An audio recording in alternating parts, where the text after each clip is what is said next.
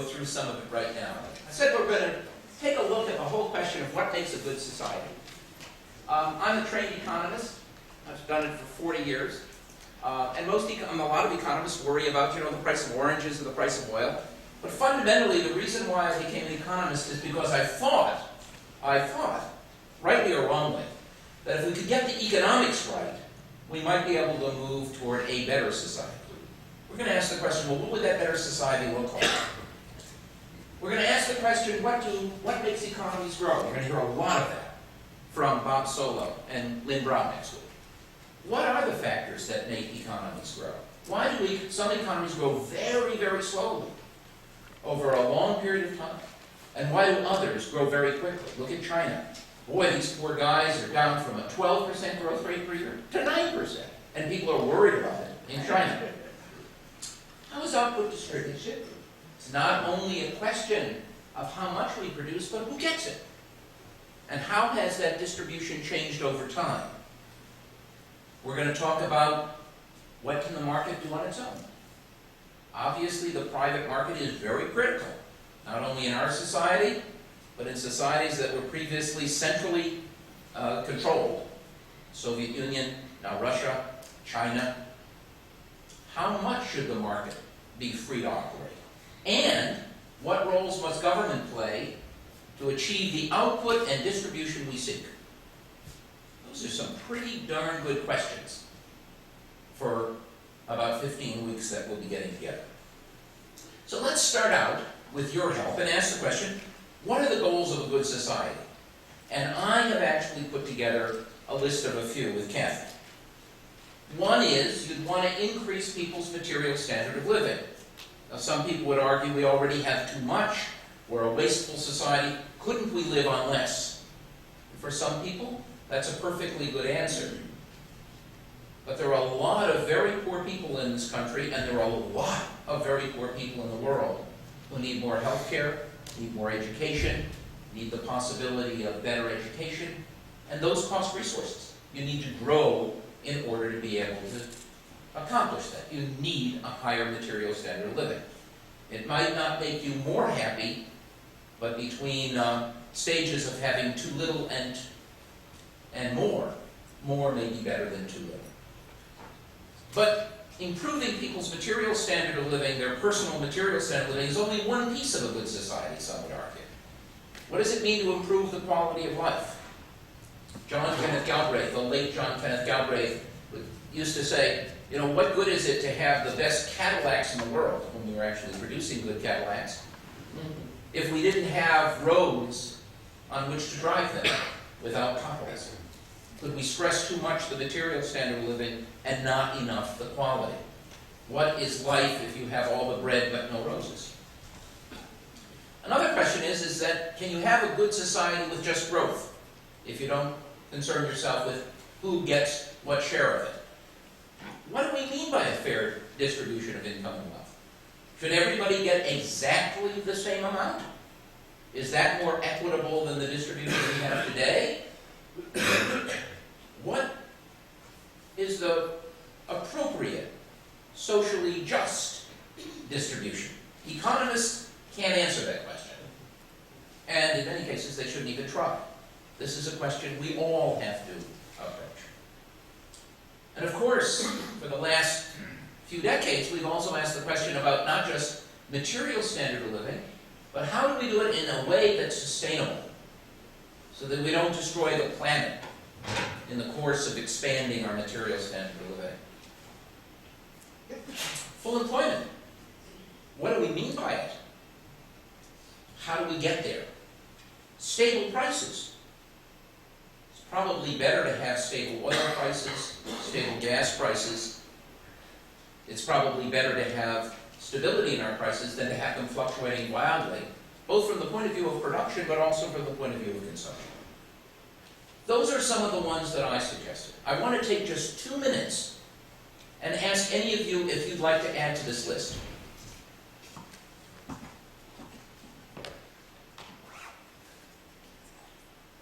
We have a taker right here. Right? Very brief because we have a lot to cover. Sum it up in 3 or 4 words. From psychologist Erich Fromm, a society with less alienation. Less alienation, okay?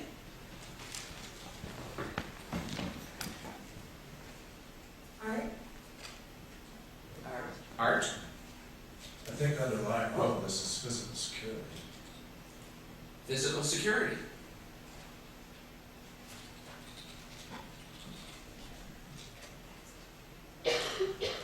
Access to excellent education.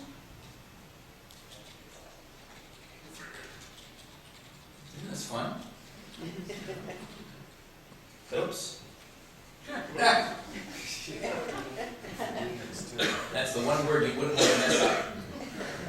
Maximize people's sense of happiness. I'm sorry.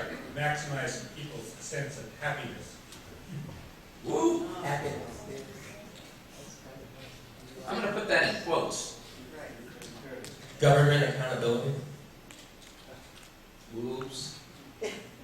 Corporate. All right. Government accountability. Human rights. I need to do something here. Hold on a second. Boy, you guys are good. Let's see. Let's bring this down to about a 20.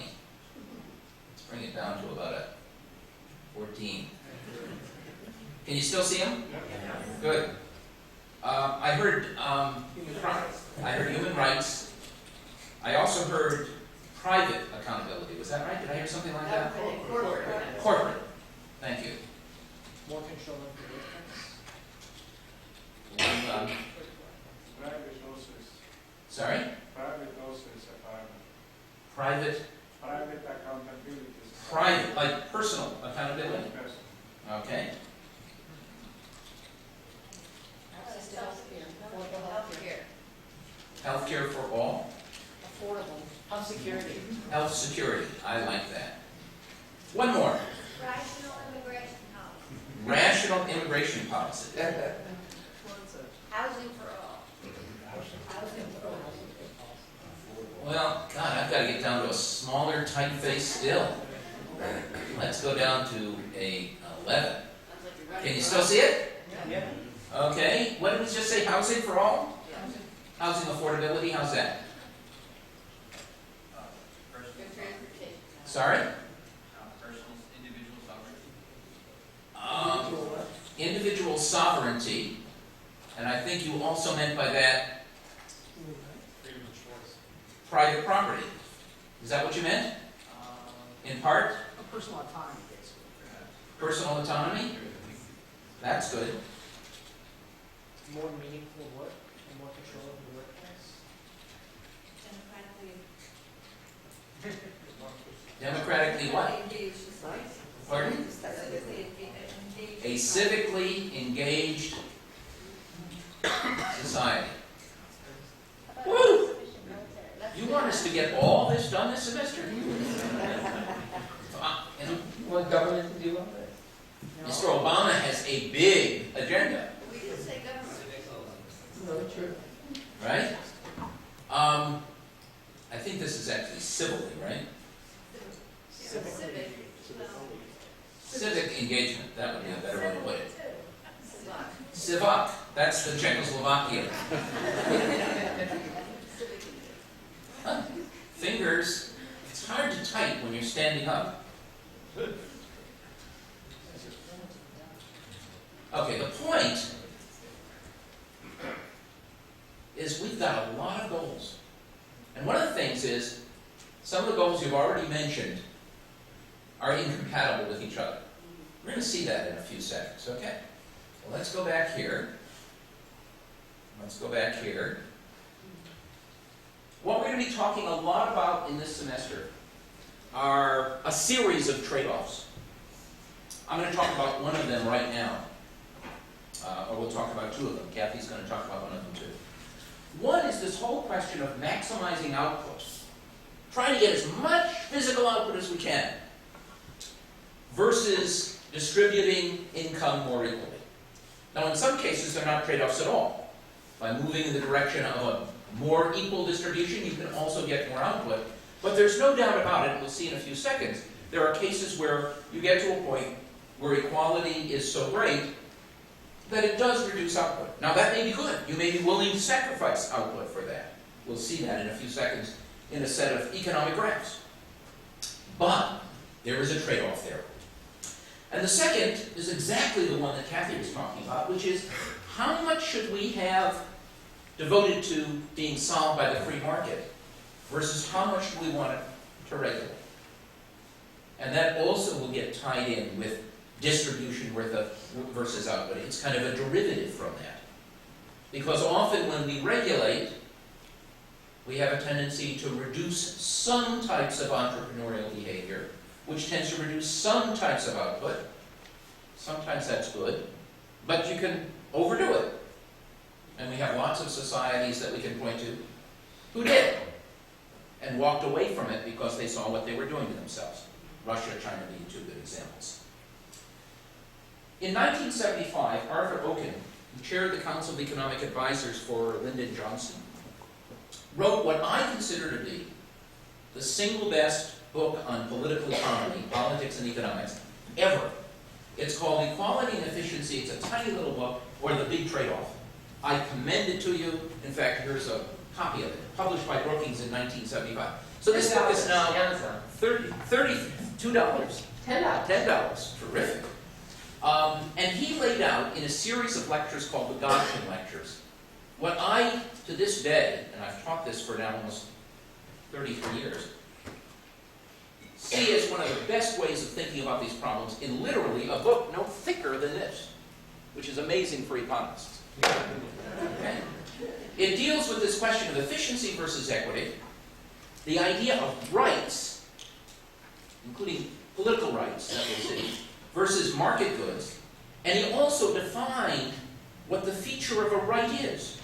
And I thought about that. You know, we talk about our rights all the time in political science, in our casual conversations, whether you're on the board of the American Civil Liberties Union or you're sitting around your coffee table. And the question of what are the features of market goods? So I want to go through that before we take a little break. What Okun says is that we have two different kinds of institutions in any society. And this could be a primitive society, or it could be a modern society. It could be a society which is highly regulated, or a society that is highly market-oriented. But all have, to some extent, political institutions. And he doesn't think about this in terms of a Congress, a president, a Supreme Court.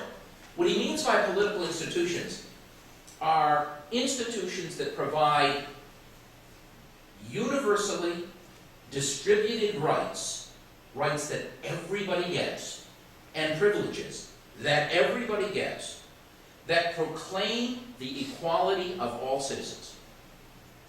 And in a few seconds, I'm going to show you how he defines those. And then he says we also have economic institutions. And what's interesting, he says, what are economic institutions when we think about it, we think of markets. But when he says what economic institutions do is they rely on market-determined incomes. Incomes that get generated in a market, in a labor market, right? Or in a capital market, that indeed generate substantial disparities among citizens in material welfare. So if you could think about it, we all talk about political institutions, we talk about economic institutions, but they have absolutely, almost diametrically opposite purposes. One to proclaim inequality, the other that generates inequality. The big trade-off, he says, is that equal rights and unequal incomes generate tensions between the political principles of democracy and the economic principles of capitalism. I don't know where that's coming from. Right? And he says this constitutes an uneasy compromise rather than a fundamental inconsistency. He's a real optimist about this. So let's take a look at what makes a right a right. Like freedom of speech, right? Freedom of religion. Freedom of 125 of us tonight to assemble. Number one, he says it's acquired at no monetary cost. You have the right to freedom of speech, not because you have to pay for it, Indeed, you have that right by reason of being a citizen of a democratic country. It's acquired at no monetary cost. Now, at the back of your mind, keep thinking about market goods, because we'll get to them in a second. Number two, economists love to talk about the idea of comparative advantage.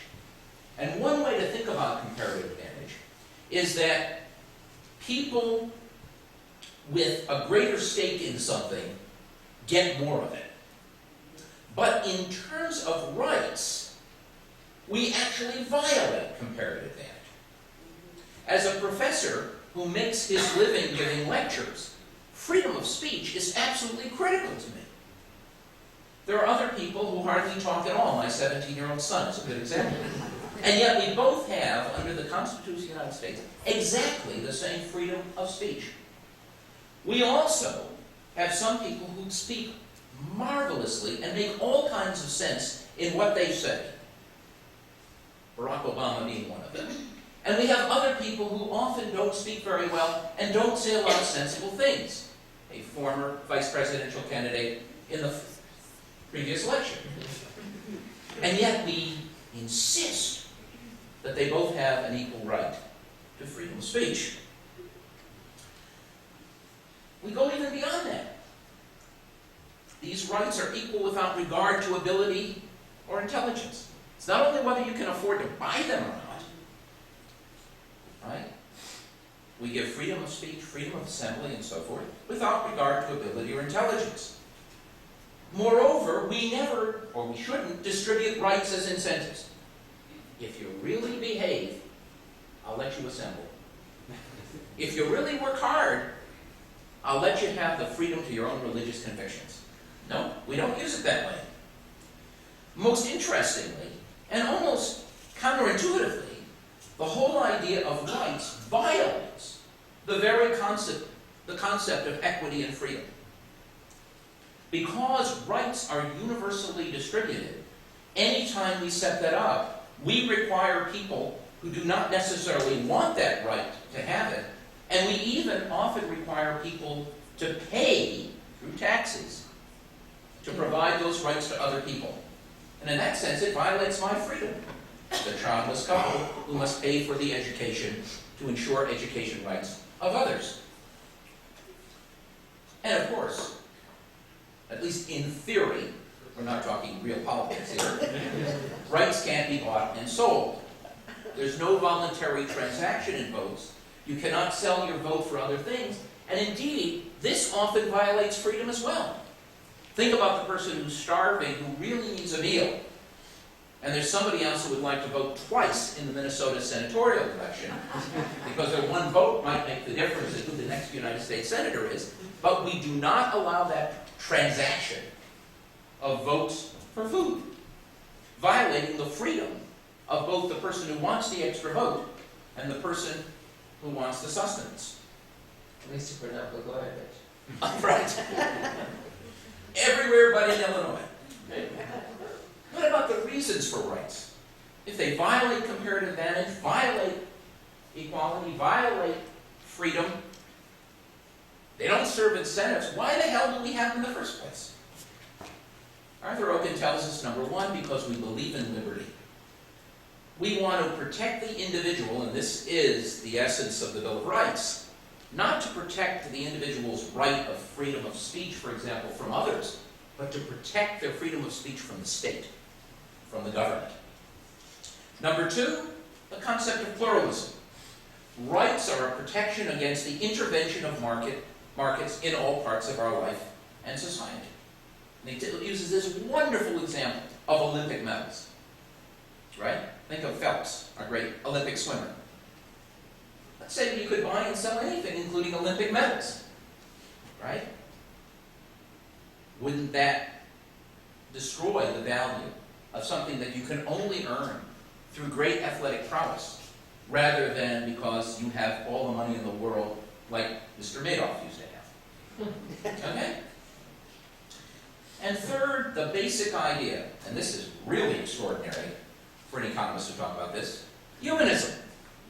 A stress on human dignity and mutual respect. Because what's critical about rights is we don't demand a quid pro quo. We don't say you have the freedom of speech because you've given this up or that up or bought it. You have that right as a matter of your own humanity. Well, what about the problems with rights? They sound wonderful. But as he says, our rights can be viewed as inefficient because they preclude prices that would promote economizing, right? If you have a right, you use a whole lot of it because it's free rather than conserve it. It can be viewed as of eliminating choices that invoke comparative advantage. We don't use them as incentives, except perhaps when we lock people up in prison and take away their right to vote. And we don't allow for trades that would potentially benefit the buyer and seller alike, like our person who wants to vote more and our person who's starving. So what are the features of market goods? Well, they're almost the opposite. You can only obtain market goods, a car, a haircut, a hotel room, if you have money to purchase them. Not like a right at all. They provide for comparative advantage. Those who want something more than somebody else, and if they have the cash, can buy it. If you want to spend $1,200 to fly to Detroit, where I sometimes work, you can go first class. Or you can spend $381 and go coach. Those with greater ability or intelligence can usually parlay these qualities into the ability to purchase more. Not always, but often. Almost by definition, we distribute market goods as incentives. That is, if you work hard, if you behave, for the most part, you will have more income, which allows you to purchase more things. So they act as an incentive. And it provides for freedom to purchase what you wish, and equally important, not purchase what you don't want to purchase. Somebody else's health care, for example. So, and they're always bought and sold. So think about these things in terms of a spectrum, where you have at the one end perfect market goods, of which I know of only one, diamond pinky rings, because I'm a great fan of The Sopranos. And think about perfect rights, where I mean something which obeys all those qualities or characteristics of what a right is. Not used as an incentive, not bought and sold, no comparative advantage, and so forth. And you can see that we have this continuum. And if I think about just diamond pinky rings on the one hand, and I think of freedom of speech on the other, this seems pretty clear-cut. But what happens if we introduce things like K through 12 education, food, housing, employment, healthcare, transportation, higher education, personal security, cultural amenities? Where would you want to place those? Okay? Let's just do one easy one. And I'm asking your help. Again, you have to be very brief or we'll be here all night. Where do you want to put K through 12 education? There? Whoa? Whoa? How many like it this way? Perfect, right. Whoa. Keep going. Keep going. Keep going. You're waving in the wrong direction. I'm going this way. I'm looking at you. Right. This way? More? Yeah. More? More? So it's like freedom of speech? Okay. Are you asking where they are now? No, I'm asking where do you want them? How about higher education? As far as education, you feel the way. Right? Should everybody be able to get a free No. 4-year education? Well, no, Canada costs $500. Don't tell me what I'm asking you about what you believe should be right. How many want to keep it there? How many want to keep going this way? Keep going? Okay. How about the right to a job? Right? No? This way? Whoops! Keep going? Right there? Keep going? Boom. Okay? How about the right to cultural amenities like opera?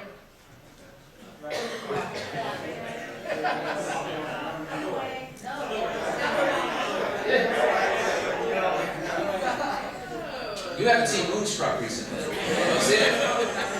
How about health care? Be careful. What? Keep going? Keep going? Free nose jobs for anybody who wants them. Okay. How about personal security? Perfect right. Perfect right? How about food? Perfect right. Perfect right? Yes. Filet mignon?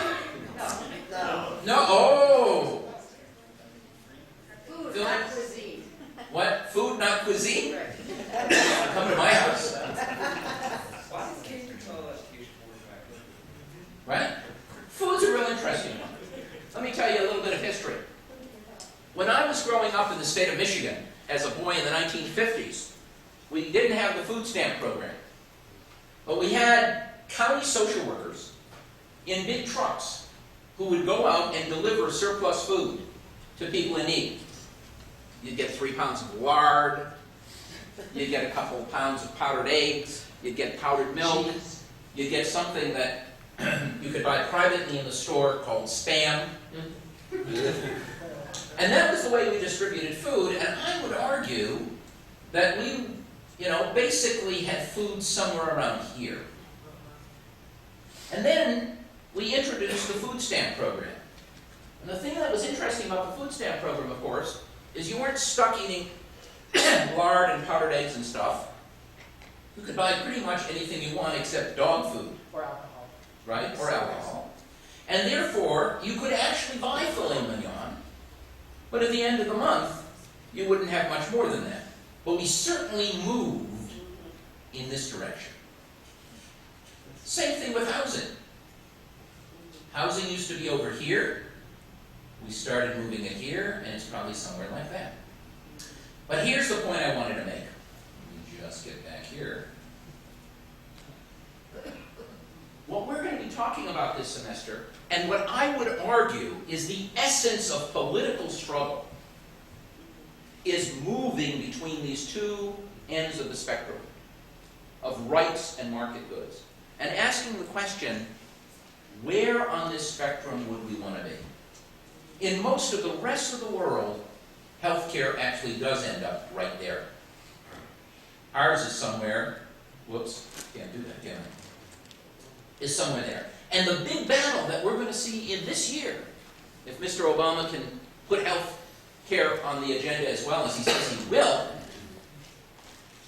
with Tom Daschle leading the effort, former senator, is moving healthcare to this end of the spectrum.